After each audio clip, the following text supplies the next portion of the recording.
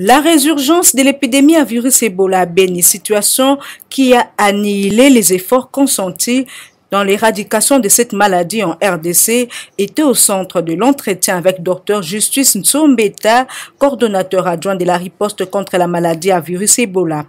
Celui-ci a félicité les équipes de riposte qui ont travaillé durement contre cette épidémie avec l'appui de la communauté de Beni. En dépit de cette résurgence, il a également affirmé qu'avec la ferme détermination de cette équipe, l'épidémie à virus Ebola en RDC pourra être de nouveau maîtrisée. Nullement d'une négligence de la prise en charge, c'est plutôt une situation normale d'un cas qui s'est développé dans la communauté et les équipes l'ont retrouvé. Alors, pendant cette situation, il peut y avoir trois possibilités. La première possibilité, c'est qu'on peut avoir une autre infection d'une personne qui se contamine dans la faune sauvage avec un animal contaminé.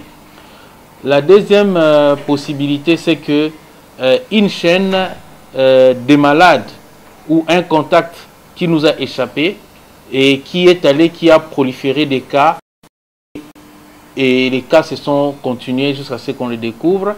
Et une troisième possibilité, ça peut être une personne qui s'est contaminée aux côtés d'une personne guérie.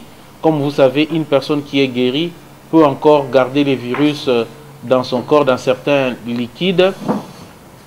Et si il n'y a pas une grande rigueur autour de sa vie intime, donc cela peut entraîner que les personnes qui sont autour de cette personne-là puissent se contaminer. Alors, par rapport à ces cas ici, les investigations sont en cours pour savoir exactement où est-ce que cette personne-là a dû contracter la maladie. Mais ce qui ressort, c'est que autour de cette personne, on a trouvé beaucoup de personnes guéries et il est fort probable que cette personne-là soit contaminée autour des personnes guéries. Il est fort probable que ça ne soit pas une chaîne qui avait été négligée ou qui n'avait pas été détectée. Mais par contre, on pense beaucoup plus à une personne qui était guérie, qui l'aurait contaminée. Il faut dire à la communauté d'être calme, de ne pas paniquer. Vous savez, l'épidémie